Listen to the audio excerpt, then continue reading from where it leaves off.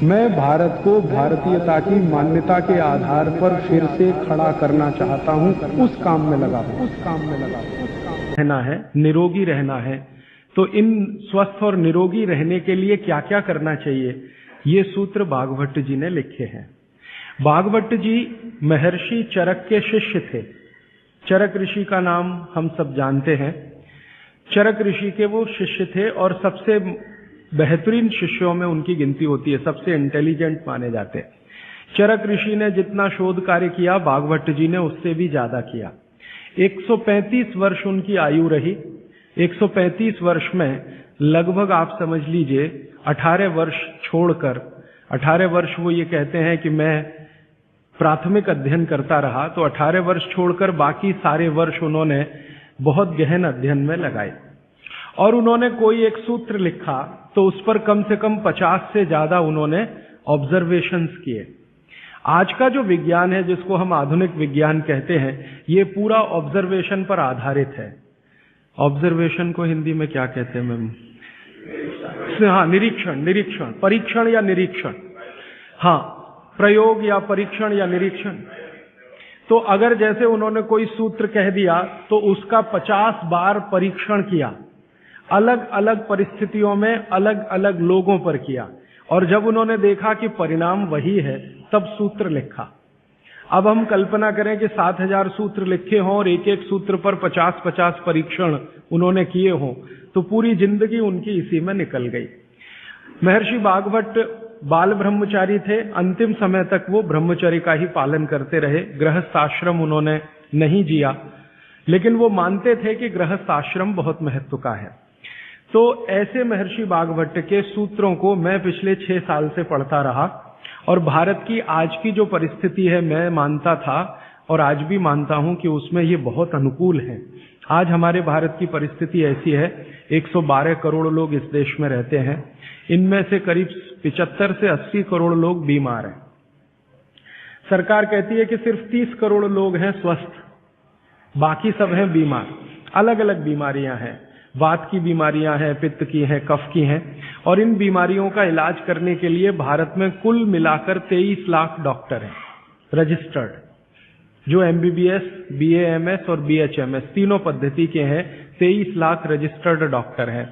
अगर unregistered doctor भी इसमें मिला दें तो सरकार कहती है लगभग अनरजिस्टर्ड डॉक्टर भी इतने ही हैं, 25 लाख के आसपास। तो भागवत जी एक सूत्र लिखकर चले गए। वो ये कहते हैं कि हर व्यक्ति अपनी चिकित्सा स्वयं कर सकता है, और इस बात को उन्होंने कहा कि 85% चिकित्सा बहुत आसान है, जो कोई भी व्यक्ति स्वयं कर सकता है।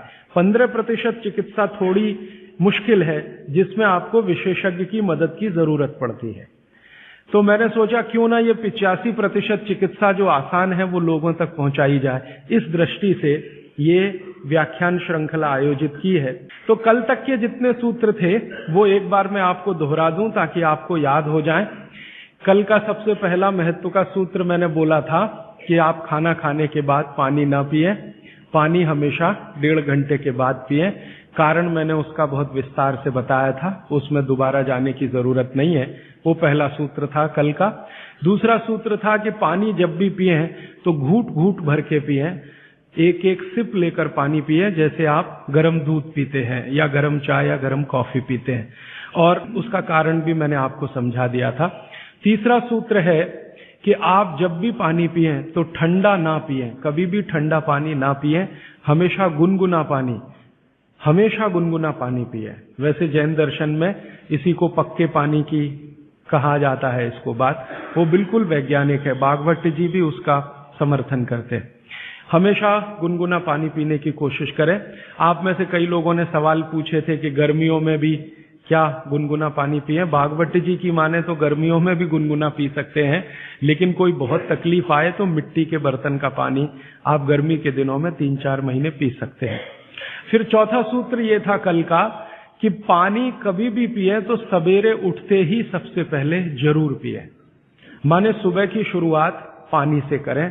और उसमें मैंने बताया था कि मुंह का कुल्ला किए बिना वो उठते ही पानी आपको पीना है, क्योंकि रात को जब आप सोते हैं तो जो कुछ भी लार मुंह में बनी है ये बहुत ही कीमती है, इसका औषधीय गुण बहुत है। और जैन दर्शन में इसको अहिंसा के साथ जोड़ा हुआ है, और वो मैंने करके भी देखा है कि सुबह की लार गलती से भी आप किसी चींटी या चींटा या मक्खी पे थूक दो, वो तुरंत मर जाएगा।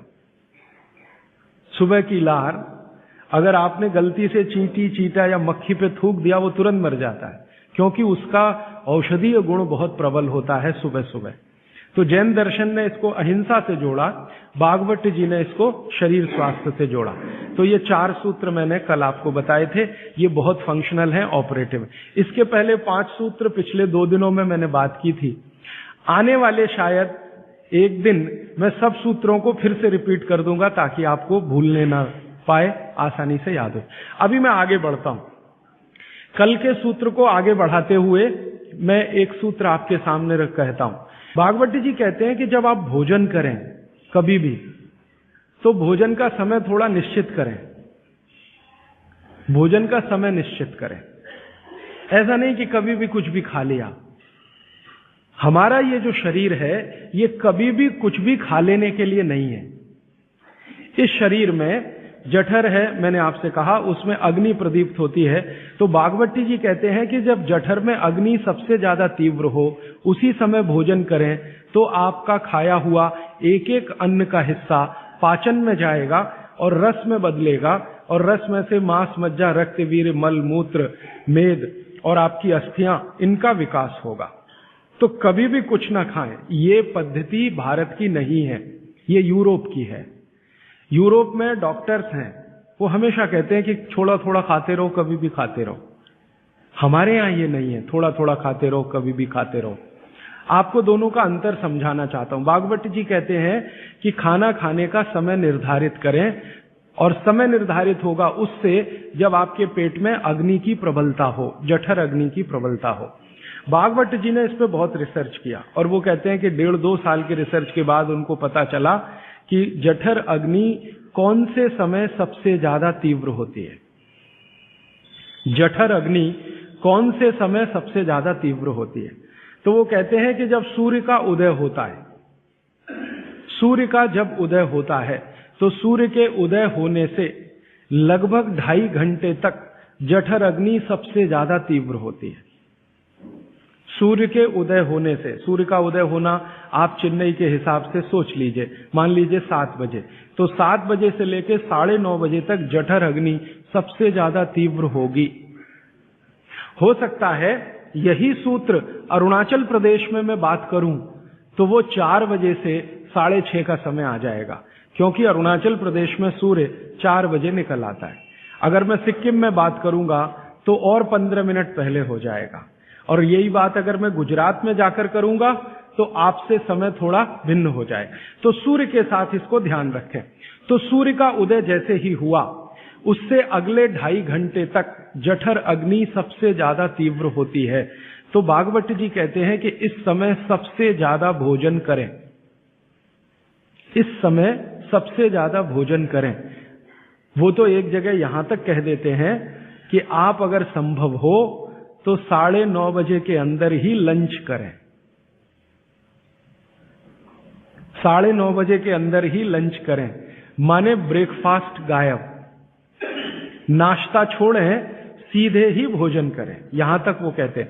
वो ये कहते हैं कि सुबह 9:30 बजे तक अगर आपने भरपेट भोजन किया है, तो इसमें से जो कुछ भी बनेगा वो एक एक बूंद, एक एक अन्न का टुकड़ा, एक एक दाने का टुकड़ा आपके शरीर के लिए उपयोगी होगा।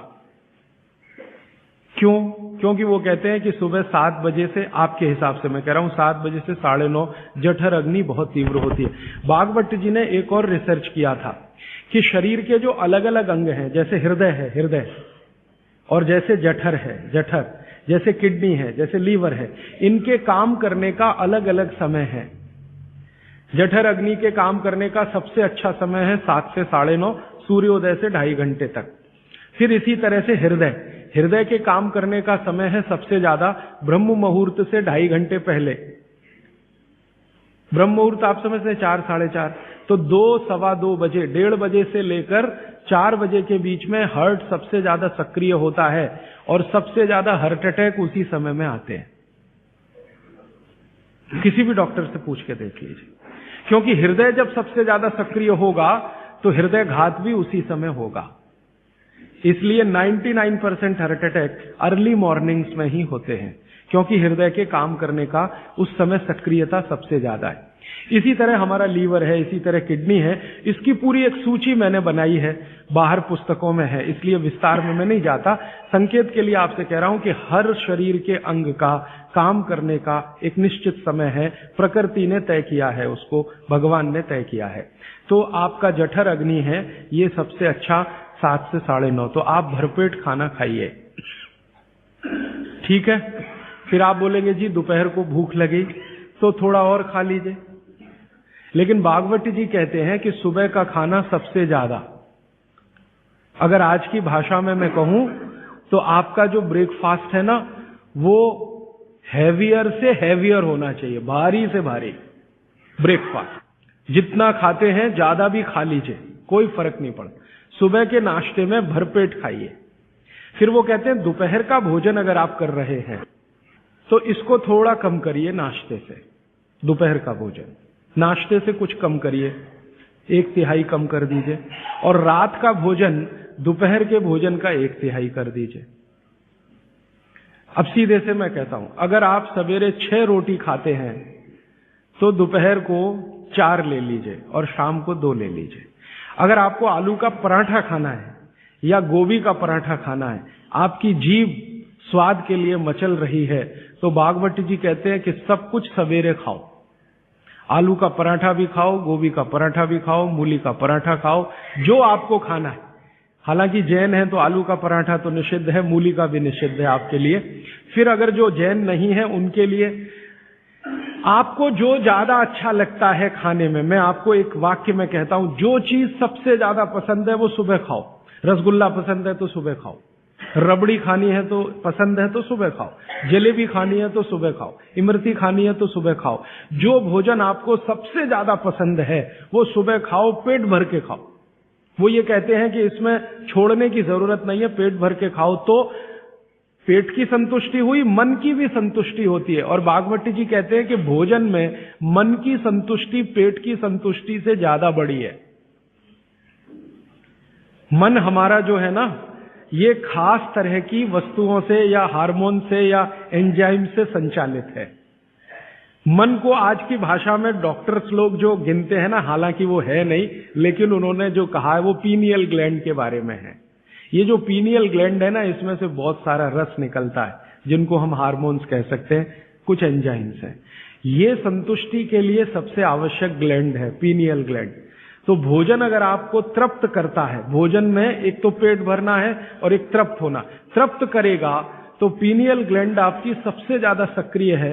तो जो भी रस और एंजाइम चाहिए शरीर को, नियमित रूप से समान अंतर पे निकलते रहते हैं। और जो भोजन से तृप्ति नहीं है तो गड़बड़ होती है पीनियल ग्लैंड, और पीनियल ग्लैंड की गड़बड़ी पूरे शरीर में पसर जाती है और आपको तरह तरह के रोगों का शिकार बना दे।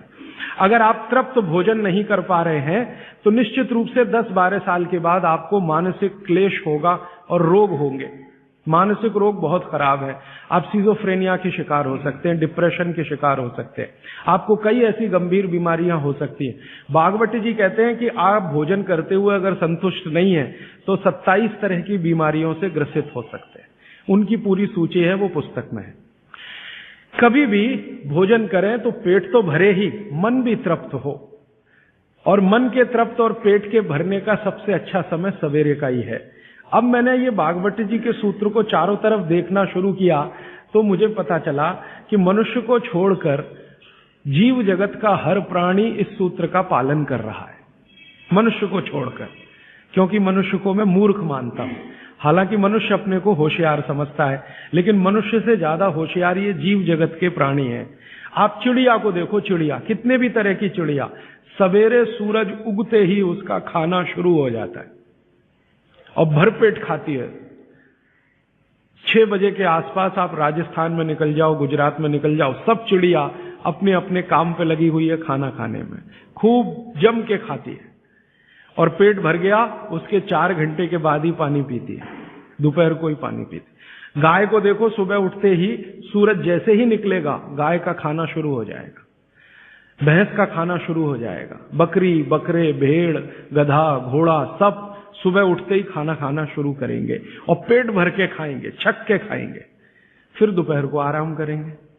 तो ये सारे जानवर, सारे जीव जंतु, आप सांप को देखो, बिच्छू को देखो, कीड़ी को देखो, चींटी को देखो, चींटे को देखो, सब जानवर, सब जीव जंतु जो हमारी आंखों से दिखते हैं, जो नहीं भी दिखते हैं, ये सबका भोजन करने का समय सवेरे सूर्योदय का ही है।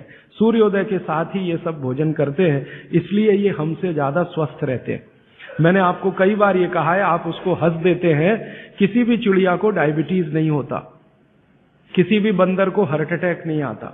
बंदर तो आपके नजदीक है ना शरीर रचना में, बस बंदर और आप में एक ही अंतर है कि उसको पूंछ है, आपको नहीं है, बाकी सब कुछ एक ही है। आपका हृदय बंदर का हृदय, आपका लीवर बंदर का लीवर, आपकी किडनी बंदर की किडनी, सब कुछ समान है। माँ का गर्भाशय, बंदरिया का गर्भाशय, सब समान है, एक ही अंतर है, उसको पूछे, आपको नहीं है। तो ये बंदर को कभी भी डायबिटीज नहीं, आर्थराइटिस नहीं, कोई कुछ नहीं, कोई कुछ नहीं। मेरे एक बहुत अच्छे मित्र हैं डॉक्टर रविंद्रनाथ शानबाग, वो रहते हैं कर्नाटक में। कर्नाटक में एक उडुपी नाम की जगह है, वहां रहते हैं, बहुत बड़े प्रोफेसर हैं, मेडिकल कॉलेज में काम करते हैं। उन्होंने एक बड़ा गहरा रिसर्च किया। उन्होंने कहा कि मैंने जिंदगी भर, माने 15-16 साल उन्होंने एक रिसर्च किया कि बंदर को बीमार बनाओ, क्योंकि उन्होंने बहुत सारे वैज्ञानिकों से यह सुन रखा है कि बंदर बीमार नहीं होता और बीमार होगा तो मरेगा ही, जीवित नहीं रहेगा। तो बंदर को बीमार बनाओ। तो उन्होंने तरह तरह के वायरस और बैक्टीरिया बंदर को डालना शुरू किया, कभी इंजेक्शन के माध्यम से, कभी किसी माध्यम से। वो कहते हैं कि मैं 15 साल असफल रहा, बंदर को कुछ नहीं हो सकता। और मैंने कहा कि आपने ये बता दिया कि ठीक है बंदर को कुछ नहीं हो सकता। वो कहते हैं कि मैंने बहुत कोशिश किया कि उसके ब्लड का कोलेस्ट्रॉल बढ़ा दूं, बढ़ता ही नहीं। तब उन्होंने एक दिन रहस्य की बात बताई, वो आपको भी मैं बता देता हूं कि बंदर का जो ब्लड है ना, उसका RH फैक्टर दुनिया में सबसे आदर्श है। और आपका RH फैक्टर जब नापता है ना कोई डॉक्टर, तो बंदर से ही कंपेयर करता है, वो बताता नहीं आपको, ये अलग बात है। कंपैरिजन बंदर से ही होता है। कारण उसका है कि उसको कोई बीमारी आ नहीं सकती, ब्लड में कोलेस्ट्रॉल बढ़ता नहीं, ट्राइग्लिसराइड कभी बढ़ता नहीं, डायबिटीज कभी होती नहीं, शुगर कितनी भी बाहर से इंट्रोड्यूस करो उसके ब्लड में टिकती नहीं। तो वो प्रोफेसर साहब कहते हैं यार ये सब एक ही चक्कर है कि बंदर सवेरे ही सवेरे भरपेट खाता है, जो आदमी नहीं खा पाता। तो वो प्रोफेसर रविंद्रनाथ शानबाग ने कुछ अपने मरीजों को कहा कि देखो भैया, बंदर की तरह से खाओ, माने सुबह सुबह भरपेट खाओ। तो उनके कई मरीज हैं जिन्होंने पर उन्होंने एक्सपेरिमेंट किया, और वो मरीज बताते हैं कि जब से उन्होंने सुबह भरपेट खाना शुरू किया, किसी की डायबिटीज माने शुगर कम हो गई, किसी का कोलेस्ट्रॉल कम हो गया, किसी के घुटने का दर्द कम हो गया, किसी के कमर का दर्द कम हो गया, किसी का कुछ, गैस बनना बंद हो गई, पेट में जलन होना बंद हो गई, नींद अच्छी आने लगी, वगैरह वगैरह सारे इंप्रूवमेंट वो बोलते हैं होते हैं। तब से वो चिल्ला चिल्ला कर कहते हैं। दोस्तों सबसे पहले तो चैनल सब्सक्राइब करें, फिर लाइक, कमेंट और शेयर करें, और हाँ, हमारा एंड्रॉयड ऐप डाउनलोड करना ना भूलें।